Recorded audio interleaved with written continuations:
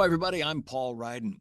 One of the fears that young Christians have is that they think by giving themselves up to God and what He has for them, they're certain that God will send them to Africa to be a missionary. Sometimes He does, usually not.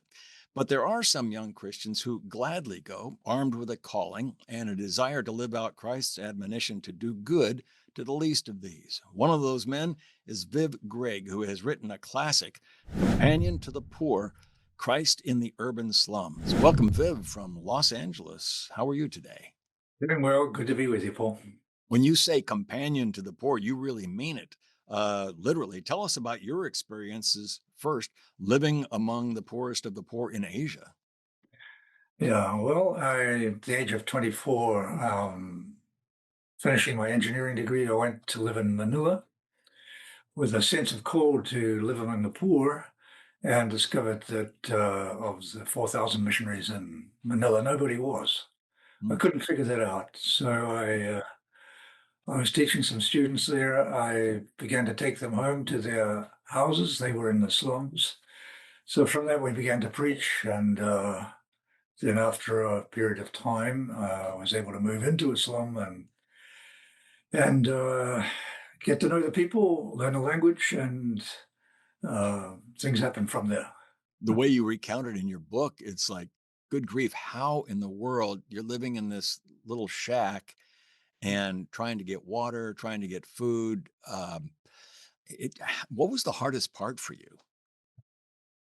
Yeah, I don't recall hard parts. I mean, getting water early in the morning, that's a pain, but that's where I met the people. Uh, when I first was fetching, you have to fetch it before 6 o'clock because it's turned off to go to the rich. Mhm. So I was standing there first day, and the woman said, Kuya Viv, they already knew my name. What are you doing here? Baka ka narito? I said, well, Jesus said, blessed are you poor, so I wanted to find out why you're poor. So they had the big discussion about that. Then I said, well, he also said they came to preach good news to the poor, so I'm planning to preach among you. So from then on, they'd ask me, when are you going to preach? I said, just wait, there'll be the right time. Yeah. So things like that. We had to sink a 40-gallon drum to make a toilet because the toilets were really pretty bad. Mhm. The house was made of plywood, but it was 2 stories, so I had a little bit of wind upstairs. Plywood, galvanized iron. Um, there's a few cockroaches, but the daughter of my landlady, she came to help me to kill them. We lined them up 74 at one time. So a few things like that, but you adjust. Yeah. Now, did you ever, while you're going through that, did you think back to where you came from and thought, gosh, this is really a big sacrifice that I'm making here? No, I never felt that pull. Yeah. Um, Partly because the Filipinos are very welcoming. Mhm. So there's a tremendous community immediately I'm becoming part of. And the joy of engaging, learning the language, sitting with people, and then sitting with the drunkards. Um, there's a group of drunkards across the courtyard from me, and I prayed for them. So one day I went down and sat with them and drank with them. They brought me coffee because I knew I wouldn't drink their cerveza beer. Yeah. And we had a big discussion about um, what if we started a Bible study, just drunkards only. So they agreed 7 o'clock Sunday morning before they got drunk. If they were drunk, they couldn't come. Then we'd have a Bible study. And so within 3 weeks, they'd responded to the Lord. Mhm. Because if Jesus sits with you, then culturally you have to respond, right? Mhm. Um, so those relationships with those kind of people and deep relationships, trying to get them out of their drinking, watching them grow, this is totally fulfilling. Yeah. Yeah, and really, for the time, I mean, this is you're talking about the early '80s. This was sort of a different approach to evangelism, yet at the same time, a very old one, really. Yeah. Isn't that what Jesus did with, Yeah. you know, the Yeah. outcasts of his day? Yeah. Throughout history, as a teenager, I'd read hundreds of missionary biographies, and this is normative to me. But for evangelicals, it was kind of new, so it created a furor in Filipino academics, Filipino theological circles. Took them a couple of years to settle. It's okay. This is what Jesus did. We should also do it. Mhm. But it was threatening for my Filipino friends. They didn't want to come. They avoided me for the first 3 months. It was very lonely. Yeah, that must have been a hard adjustment. Yeah, that was difficult. But then one by one they came. Eventually I had 29 from the University of the Philippines, 29 professionals coming and working with me, evangelizing, setting up development projects. And they didn't always stay in the slums, but some of them ended up in leadership of government organizations or banks and Mhm. continued to set up programs for the poor. So it was a good time relationally. Yeah, Yeah.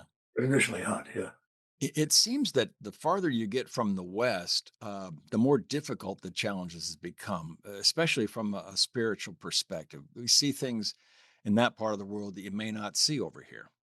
yeah, yeah, What would they be like?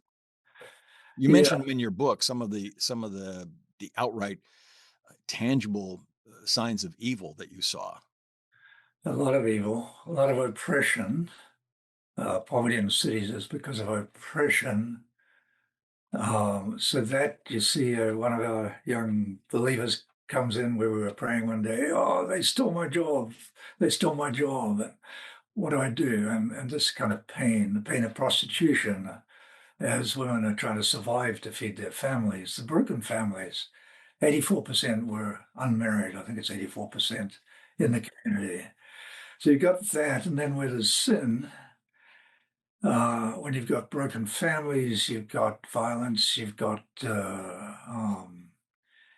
just a sense the girls in our youth group had all been raped. How do you form a youth group like that? The guys are on drugs.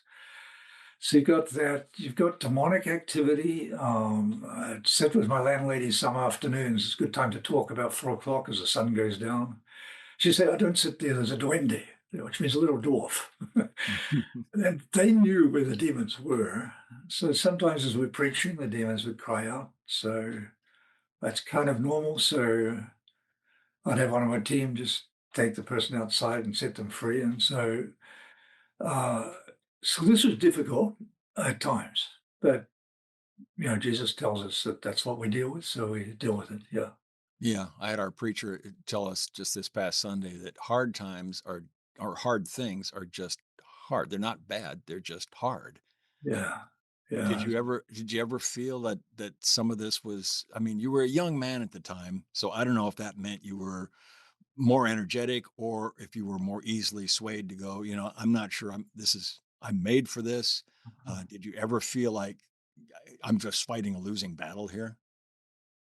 No, I don't think so. I felt that at other stages of life, working with the elites and the rich, but not among the poor. So much responsiveness of people needing the Lord, responding to the Lord, and then watching them change. The old ladies that initially their faces were dark and very bitter, lots of disputes, and then 10 years later I go back to the church that was planted there, and I'm looking at four of the ladies sitting in a row, and I see their faces radiant. Mm, They are full of joy. 10 years of worshiping every Sunday, getting free from all that bitterness. yeah. I was preaching on epis, inget sepusa, so cockroaches, cockroaches, maybe in the heart, and they knew exactly what I was talking about. So this this is joy. Sickness, a lot of I get diarrhea and stuff, eating the wrong food. So at times I wasn't coping real well. Sometimes I just have to escape uh, Mm, emotionally to handle the stress. And as I set up mission, I've trained people to come out one day a week and just rest, take time off every 10 or 12 weeks. mhm, So learning those skills, which are part of traditional Catholic orders, but Protestant missions don't really have that built in, that caring for workers. So mm. so we really created a whole new breed of mission that's multiplied around the world. Yeah. How difficult was it to leave, and how long were you there? Yeah.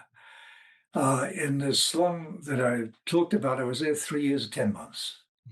Mhm. And I left at a time of illness. And my mission didn't really like what I was doing. Um, so then I left and then came back and brought others, and they've multiplied it out in other ways. Uh, it that was tough. That's when I wrote Companion to the Poor. I was back in New Zealand. Uh, I'd confronted some demons, couldn't defeat them, so that was difficult. Mhm. I was under a curse, and I was sick. In the middle of all that, the Lord said very quietly, "Write the vision down." So I was in a Christian community, living in a caravan. They call it a trailer here in America, and um, just writing. And there's a knock on the door. Well, I'm John Waterhouse. I'm a publisher from Australia. I hear you're writing a book. I'd like to publish it. Oh, that's interesting. I've only written a chapter, I said. He said, well, let me read it. So he came and sat down. We had tea. He read it. He said, I'd still like to publish it. So he did a beautiful job Mm. working on that book. I had 70 ladies praying for this book. And wherever it's gone, it's touched so many people. Y I think it's because of those ladies. Yeah, it obviously has. It's been translated into 6 languages. You said that you get more, readers in Korean and Portuguese, is that right? That's right. The Brazilians, a little bit crazy. My wife is Brazilian. I can say Oh, that. no, yeah, it's okay then. And so I was in a meeting last week in Brazil, 2 weeks ago, and as I was speaking, one brother stood up and he said, "What Viv is saying is true. I read his book. Me and my wife, we moved to Islam and we started a church, planted a church in 3 years." Huh. And that's Brazilian. They read it. And so many, I don't know how many, I meet them in different places around the world. They're now missionaries elsewhere. Mm. And the Koreans the same. When they read something, they follow through. So, Well, yeah. how do you convince young leaders, and maybe it doesn't take much convincing on some of them, how do you convince them to take some of the risks that you took in carrying out the mission to Yeah, the slums? partly it's putting supportive structure together. I didn't have that initially. It's good I was single, so I could pioneer and make Right. mistakes. Yeah. My mission didn't really like what I was doing. Yeah, what did they not like? What's not to like about, you know, doing what Well, you were doing? if I move among the poor in Filipino culture, that means my bakada, which my drinking buddies, in this Uh, case, Christian friends, means they should do the same. Now, they were committed to the poor in their minds, mhm, but to move among the poor meant going back there. They come from that. They didn't want to go back. mm, So that's tough. And so for folk who've come out of poverty, that's really difficult. I think for middle class people, it's a lot easier actually. Um, Initially anyway, to make that step, and then some some find they can cope, and others it's just not viable for them. So having a mission where we have teams, and then people live two by two or families mhm, in the slums, but the mission they meet together, come together once a week back in a retreat center, eat a good meal, watch TV, play table tennis, goof off, and then the next morning worship together. And it's really beautiful. Those times they're weeping because life is tough and there's pain. So they express it, and then the Lord touches them, and they go back out. So that kind of support structure helps, and that's related. Ended up with networks.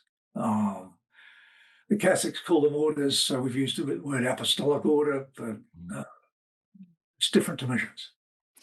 What do you hope readers get out of this book? The casual reader who just sees this and or looks at this interview and go, "That's interesting. I don't know if I want to do that, but it's interesting." What do you hope they get out of it? Yeah, I think first an understanding of who are the poor biblically.